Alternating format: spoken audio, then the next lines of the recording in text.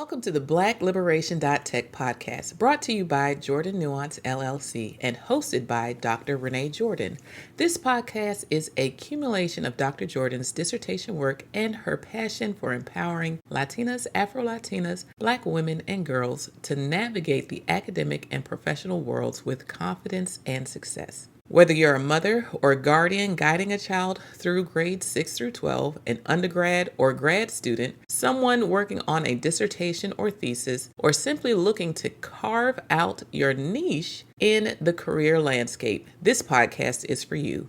Each episode, Dr. Jordan shares her story, offers invaluable advice, and provides practical coaching to help you thrive in school, work, and beyond. Join our community on patreon.com/Black Liberation Tech and become a member for as low as $5 per month. As a member, you'll gain exclusive access to live recordings, impromptu academic and career coaching, and a network of like-minded individuals committed to mutual support and success. You're also welcome to follow Black Liberation Tech on YouTube, Instagram, Facebook, TikTok, and LinkedIn, or Black Lib Tech on X, formerly known as Twitter. Visit black-liberation.tech for even more information on Dr. Jordan's adventure in Inglés o Español. Tune in, get inspired, and let's embark on this journey together. Welcome to Black Liberation.Tech, where your success story begins. Hello, everyone, and welcome back to another episode of the Black Liberation.Tech podcast. I am your host, Dr. Renee Jordan, and today I want to talk about Your Hand Has a Memory. So this is the blog post that I would like to share with you. Your hand has a memory. When I showed my latest artwork to some friends, they asked, "Did you have a stencil? Did you draw it out first? Or how did you do it?" My responses were no, and freehanded. I've never done this exact painting anywhere, but I've done countless doodles in the margins of my spiral notebooks, backs of paper, and even the occasional meeting agenda. So when I decided to paint my wall, I figured that I was ready. Here is some advice that I text to my niece at Morgan State University just this weekend. She said that it was okay for me to share. Me: "Hi, how are you?" Niece: "Hi, Auntie Nene. I'm okay. How about you?" Me: "I'm good. I did some painting today." Niece: "Okay. How was that?" Me: "It was good. I haven't painted in over a year. And before the past two paintings, I haven't painted in about 10 years, I think." Niece: "Oh my gosh, that looks amazing. I love the color." Me: "Thanks. To God be the glory. Are you on spring break?" Niece: "No, not until next week." Me: "Okay. Do you have midterms before the break?" Niece: "Yes." Me: "How do you feel about taking them?" Niece: "I'm not sure. I hope to do well. I'm studying for them now." Me: "Hi, okay." One of the things I would do when getting ready for important exams was to spend the most time studying for the classes that were the most difficult for me. Niece: "Yeah, I'm trying to spend more time studying the harder subjects." Me: "What subjects are those?" Niece: "Math, science, and INSS. Science isn't hard. It's just remembering everything." Me: "For science, draw diagrams. If you're supposed to know a process that happens in a sequence of steps, draw a diagram that has what happens first, second, third. Create an image for each step and label the image, and then summarize what happens at each step in a list under or next to your diagram. Make sure you include the vocabulary word, the bold text from your book." So as a side note, I sent her a flow diagram of the scientific method Google search link, as well as images. While looking at the textbook and diagrams and watching YouTube videos might help, writing it out again will help you to remember what you studied. Niece: "Thank you. Right now, we're talking about the cell, the parts, osmosis, prokaryotes versus eukaryote." Me: "And when you write it out, Pay attention. Don't just copy. Be present by thinking about what was said in class, what you read, the questions that were asked in class, and the questions in your textbook. Make sure that you can answer all of the questions in your textbook about the different types of cells. Niece, yes. Me, how are they the same? What makes them different? Draw examples of each type of cell and label the parts. As you draw and label them, think about what parts one cell has that the other cell does not. Niece, yes. Me, list examples of organisms that are prokaryote. List examples of organisms that have eukaryotic cells. Start with yourself. Do you have prokaryotic cells or eukaryotic cells? So as a side note, I sent a Venn diagram of a prokaryotic and eukaryotic cell Google search link, and also image search link for prokaryotic and eukaryotic cells. In biology, you need to draw out everything. It is important to write, and draw with your hand, because when you take the test, your brain will remember what your hand has done. So writing and drawing help to reinforce what you learn. Niece, okay, I'll do that. Me, for math, you need to work out the problems by writing out all of the steps. Do the examples in the reading section of the book. Go step by step. Ask yourself, what process/equation do I need to answer this question? How do I know each equation to use? What are the cues, clues, signals that tell me which process/equation to use? What information does the problem give me that I can plug into the equation? What do I need to do to get the missing information? Are there any constants, for example, pi, that I need to use? What is my first step and why? What do I need to do next and why? Write notes to yourself as you go from one step to the next. What are you thinking? My niece sends a heart emoji. Cover up the next step in the book. Only let yourself see the first line of the equation. Try working out the next step and uncovering the next line to see how you did on your own. Niece sends another heart emoji. If you make a mistake, don't erase it. Put a single line through it and make a note that explains why it was wrong. Then put in the correct step and see if you can get through the next step by yourself, and then uncover it to see how you did on that next step. Keep trying, uncovering and making notes to yourself as you go through the process/equation. Check your work as you go. Then, after doing the problems in the reading section of the text, go to the end of the chapter and do the problems there step by step like you did for the ones in the reading. The answers to the odd or even problems should be in the back of the book. In math,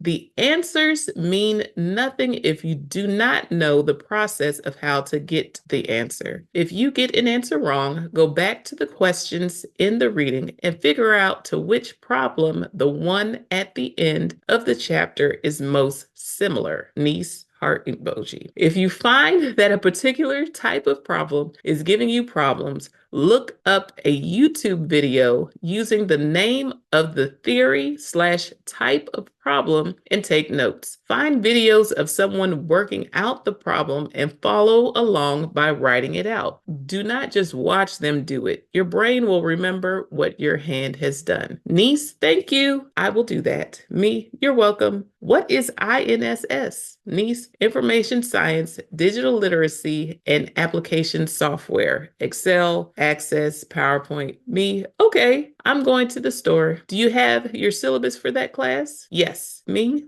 go through your syllabus and notes. Highlight all of the functions you are supposed to be able to do. If you know how to do it without thinking hard about it, then put a check mark next to it. If you have to think about it, then put a star or something next to it so you will know that you need to review it. If you don't know it at all, then put a question mark next to it. Then go through and make examples using the software that requires you to perform the function. For example, in Excel, create a list of numbers or perform the function to sum, average, or sort in ascending or descending order. Create a graph or type in information on different sheets and have Excel calculate the information on another sheet. If you don't remember/know something, then look up how to perform the function on YouTube and follow the steps on your computer. Take screenshots of the steps and paste them into a Word document. Type in what you have to do at each step. With software, you have to keep playing with it until you get it, but making your own instruction manual with screenshots and text can help you. For PowerPoint and Excel, there is definitely a video for everything. I'm tired. Good night. I pray that God blesses you and grants you favor and brings everything back to your remembrance as you complete your midterms. Much love, Auntie Nene. Niece,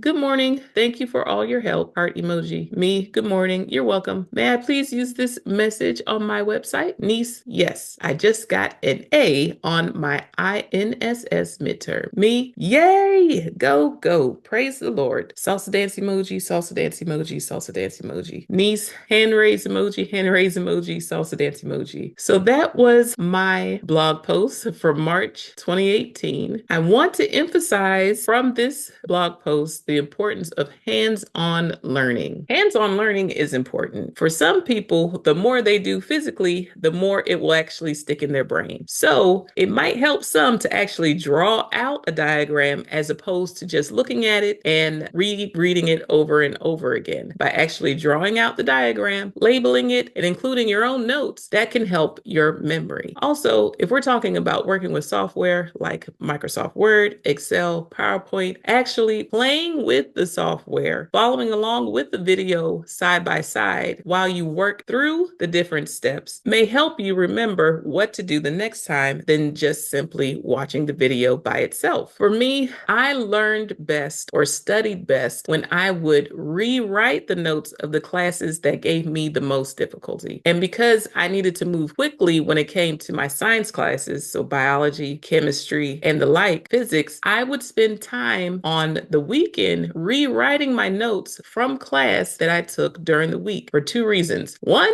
during the week while I wrote my notes, chances are I was moving fast. So I needed to make sure that they were legible. And if I could not read something that I wrote, then it would give me the time before I would have to take a test to actually look up what I missed in terms of not being able to read it, or perhaps I had to jump to the next set of notes because I was running out of time in class in order to keep up. So I would skip and pick up where the teacher was in order to make sure that I didn't get far behind. So rewriting my notes for my harder classes on the weekend helped me to create notes that were legible, as well as fill in any gaps in terms of information that I missed. So rewriting your notes, drawing diagrams, making your own notes might help you. So I want to encourage you to not only take notes, but if you have handwriting that's needs some work and you took your notes quickly, perhaps rewriting your notes will help you not only make sure that you got everything down and it's legible. For those of us who grew up during the age of trace, copy, recall, writing your notes, drawing your own diagrams may actually help you with studying. Now, when we're talking about science, everything has a diagram, a drawing, an explanation, a visual aid, because the terms and vocabulary words in science, they're not just a simple definition. So when we're talking about photosynthesis, we're not just talking about,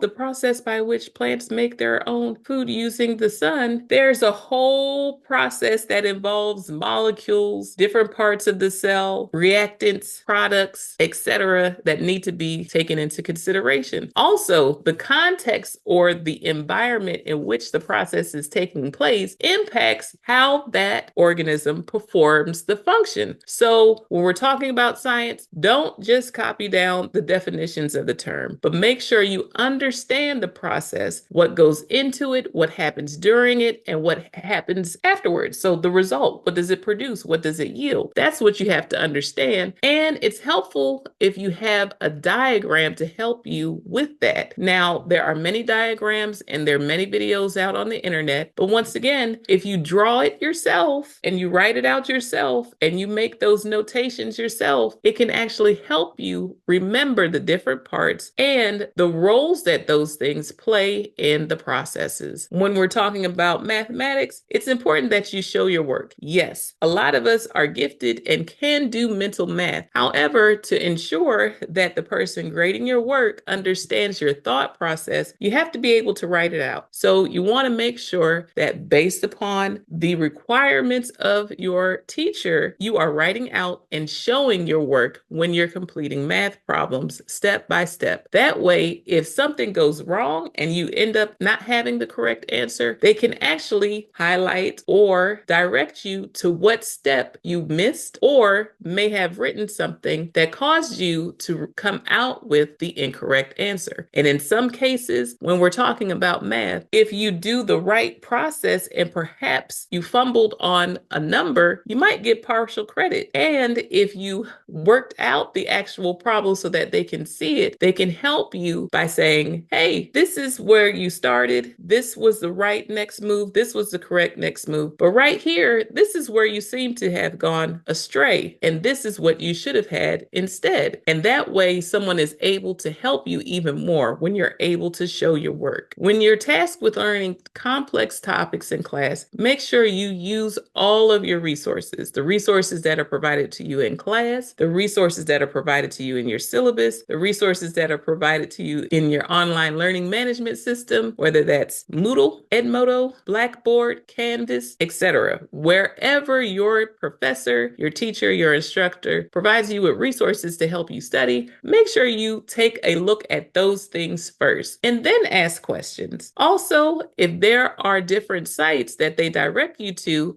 help you study, make sure you take a look at those and do searches for the different topics or the different types of processes or the different types of equations that you are responsible for in order to get help with those things that you need help with. Then, after you've done all you can, email the professor, raise your hand, ask a classmate, reach out to the teaching assistant, go to tutoring or go to the study hall and ask your questions. When you're creating your own study guide, feel free to take screenshots. Make note of where you got those screenshots and make notes that explain what's happening in the screenshot. It's one thing to say, click here. It's another thing to say, right click versus left click, or insert any shortcut that you can use in order to help yourself move a little faster through a software product, such as Word, Excel, or PowerPoint. In order to master a software product, I encourage you to just practice, use it, and play with it. That way you can become more and more familiar with the different features. The more activities and exercises that you do, the more projects that you complete, the more samples that you make, the more equipped you will be in order to handle that software product. And you might even discover something, a shorter way of doing something that can help you in the future that you might not need to know right at the moment. So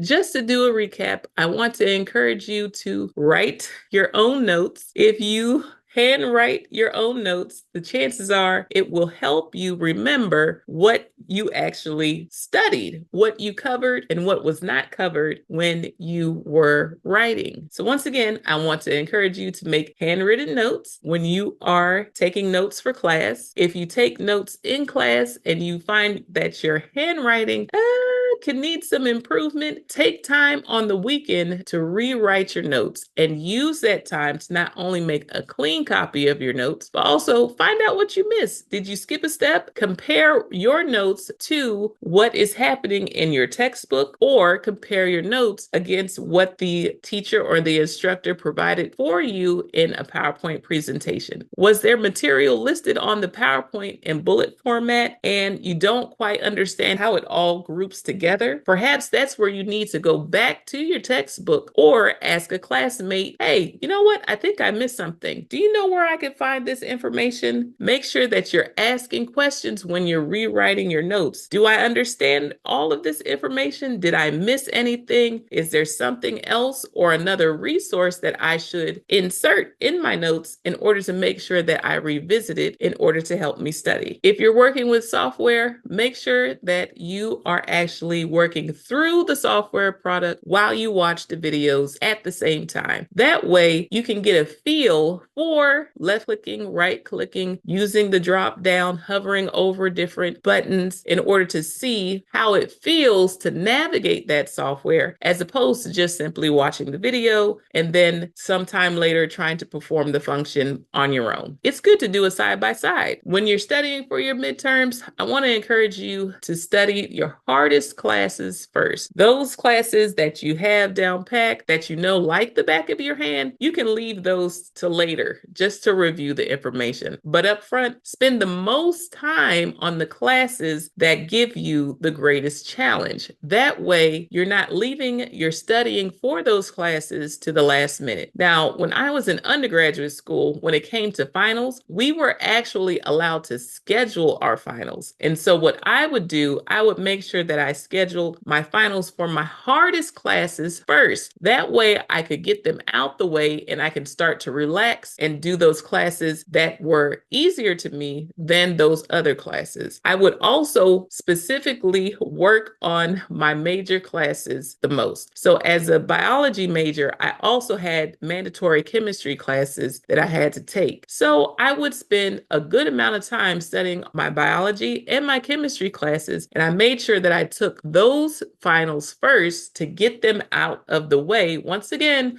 so I could relax and breathe and take those other classes that I found to be less challenging than those classes later on. As far as math is concerned, make sure that you're writing out your work. Show your work. That way someone can follow your rationale or your logic for how you completed the problem. Just in case you come up with an answer that's different from them, they can follow your work to see where things were different, and also redirect you to steps that you should take in order to make sure that you complete the problem based upon the expectations of the instructor. Once again, just to back up to science one more time, make sure that you spend time drawing diagrams. Whatever the vocabulary words are, there are images that go with those words, whether it's images of structures and you need to make sure that you write their functions out, or they're images of processes and you need to know what reactants go in, what happens in the middle during the reaction, and what products come out as a result of that process. Then make sure you do that. With science, there's a lot that goes into small words, and you need to make sure that you understand those. And it's helpful to have diagrams, drawings, step-by-step processes, and even pictures and images that go along with those processes. Don't just leave it to straight text, because you will most likely be presented with drawings, diagrams, and equations that you will have to label, identify, or use as a form of context to answer a question, whether that is an equation or information about a process or the type of organism that you're looking at. Thank you for tuning in to the BlackLiberation.Tech podcast, brought to you by Jordan Nuance LLC and hosted by Dr. Renee Jordan. We hope today's episode has inspired you and provided valuable insights to help you navigate your academic and professional journey with confidence and success. Remember to like, subscribe, and share, as well as rate and review the podcast to help it become more discoverable. Whether you're guiding a child through grades 6 through 12, tackling undergraduate or graduate studies, working on a dissertation or thesis, or exploring your career options, this podcast is here to support you every step of the way. Join our community on patreon.com/BlackLiberationTech and become a member for as low as $5 per month. As a member, you'll enjoy exclusive access to live recordings, impromptu academic and career coaching, and a network of like-minded individuals committed to mutual support and success. Don't forget to follow Black Liberation Tech on YouTube, Instagram, Facebook, TikTok, and LinkedIn, or Black Lib Tech on X, formerly known as Twitter. Visit black-liberation.tech for even more information on Dr. Jordan's adventures, available in both English and Spanish. Stay inspired, stay empowered, and keep moving forward. Until next time, take care. Bye-bye.